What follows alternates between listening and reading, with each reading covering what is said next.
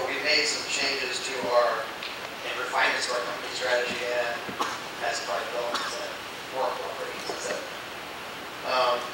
So, our story, just to reiterate, we were founded in 2010. We launched our initial products through Kickstarter. If anybody knows about Kickstarter, essentially it's where you can go to initiate ideas and get source funding from individuals. We started with $400K of our own startup capital, and so we spent it very, very wisely. We were very tight on pocket change. Our first product was Writer, which we initiated through Kickstarter, and our second product was Jot, which we also initiated through Kickstarter, and we've been growing since then. Now we have offices in Texas, Michigan, Grand Rapids, Texas, Austin, Michigan, Grand Rapids, and Taipei, Taiwan. And now we have 10 million for last year's revenue, and this year we'll have more. So, our mission is to build creative tools for the future, remove barriers, and turn inspiration into reality. The fabric of technology that powers the creative process is changing, and we need to adapt the tools for creative professionals so they can become more productive and increase the productivity with the whole products that are available today. So new tools are needed. When we first started off to make tools, we were focused primarily on professional creativity, and anybody can be creative. It doesn't necessarily mean you're an artist or anything like that. Doctor can be creative in how they do their work. Lawyer can be creative. Of course, engineering and artists can be creative. So everyone can be creative. The more creative you are, the more productive you are in your job. So we've been focusing primarily on that because it increases the productivity of individuals, which makes our product valuable. We've made our priority to focus both on hardware. We started with hardware, but now we're focusing both on hardware and software to provide the best integration experience for our customers. Only focusing on one, you can't really achieve the total goal. As you can see with what Apple does, essentially they own both hardware and software. And with that, they're able to provide the best overall experience. Samsung is also doing this, but they don't own their OS. We'll see what they do with that. So this is our current products. The first four, Jot Classic, Jot Mini, Jot Pro, Jot Flip, they're all passive styluses. And initially the problem with passive screens were that you couldn't really use a stylus with it because they weren't sensitive to that degree. So we had some technology on the tip where you could see what you were writing and with still interacting with the passive display. So we own some patents on those tips there. Now passive screens are changing, and also the technology is changing. iPad and Android devices are getting Bluetooth 4. So we pushed our next product, which is Jot Touch, essentially the same tip, but we have pressure sensitivity, we have multiple buttons, we have rechargeable battery, and we have multiple programs that we integrate our SDK with. I think we're up to 5 now, but we've got 40 in running. They're all iOS apps currently. So, Adonit marketing. So, to reiterate again, we kickstarted originally with Writer. We only had 216 backers, only $26,000 in 30 days, but it was enough to get us started. So, through Kickstarter, we're able to reach early adopters for free. Actually, they pay you to reach them. And Kickstarter at the time wasn't as big as it is now, but there was still a lot of blog interest and news and media interaction that allowed us to get a lot of exposure very easily and make a lot of connections. So it was very valuable exposure for our products. We basically launched Adonit into growth mode. Our second product was Jot, and it was a little more successful. It was because primarily it was a lower price point, and it was able to achieve a purpose and that customers were looking for in a very easy and low price fashion. So we did a little better with that, and those numbers are still low, but again, this was Kickstarter 3 years ago, which was a completely different situation than today in market.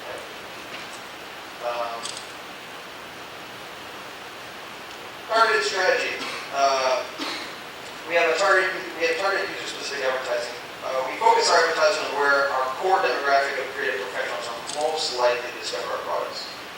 For example, this is iOS-specific websites and blogs, iPad browser-specific placements, sometimes even in-app advertising, specifically apps that cater to creative professionals.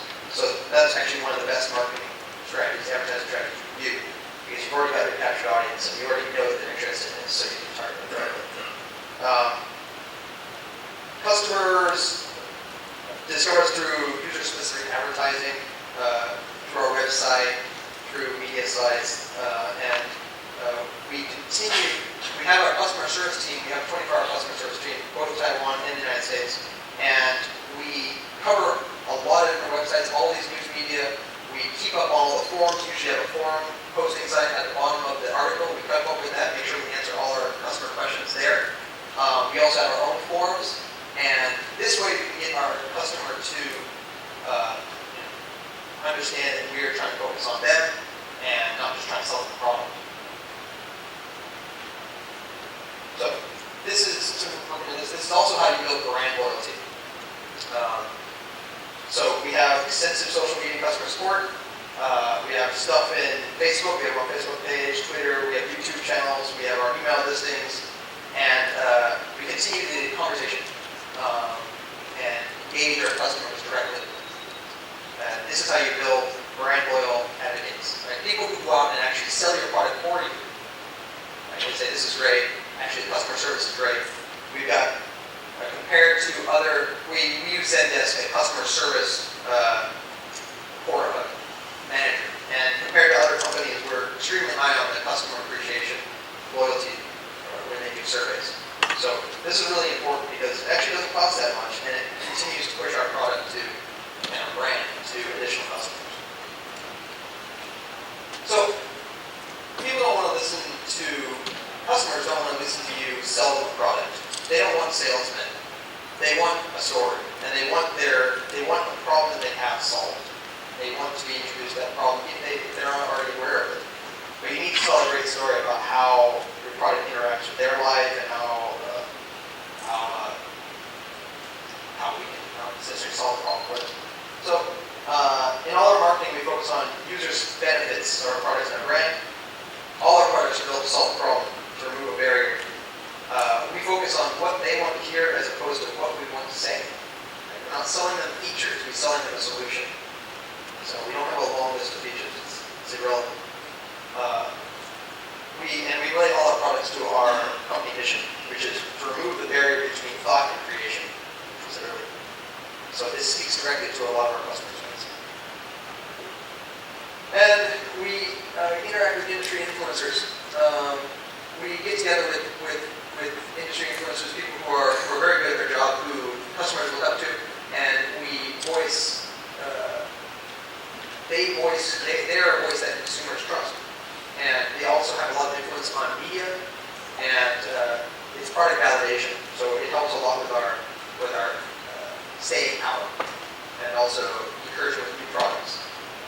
Usually when you make relationships with these people, it's easy to continue to push products towards them, and if they're good, then they'll sign up with it. And a lot of people will like it. So here's a video showing the collaboration that we've done.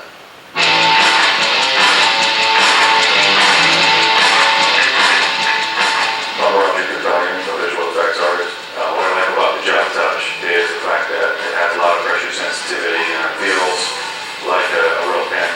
And within the context of digital work, I think it definitely rates among the highest in terms of the tools that I've used. The Job Touch feels more natural than anything else I've used to do this kind of work. Even comparing it to the Cintiq, I really like the idea that I could be somewhere and talking to someone just by myself, and if I need to, I can just whip out the iPad and a Job Touch and just create some kind of a broody image that I can take on further if I want to, either within the iPad context or import into more robust setting and finish it up. But at least it gives me a way to start an image that I don't have to worry about too many steps along the way.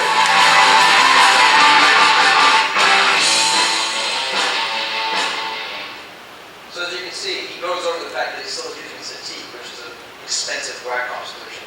But the iPad gives him a portal. Instead of starting there, you can take that with him, take him around, scan for it once, and you can start there, and you can move into bit later. All creation begins at the same point, which is basic sketching ideas, just going through a set of ideas to try to get more resolution on more refinement. So, let's talk about sales, current sales that we have. Our retail distribution has changed significantly since we started. We've made a lot of relationships with obviously the following vendors, both in the United States, UK, and Europe, and Japan, and everywhere else. We sold over 1 million jots. That's just the passive money. That's not counting jot touches or whatever. And we're in 48 different countries, and we have 3,500 retail doors in the US alone. It's not counting Japan and Asia. So that significantly changed our position since last year. And expanding our market, we will continue to provide a great buyer user experience.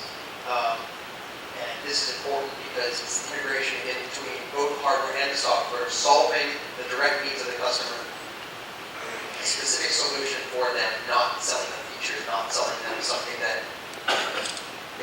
they don't need. We get a lot of feedback from our customers about how it works, especially from our industry and industry professionals, our heroes.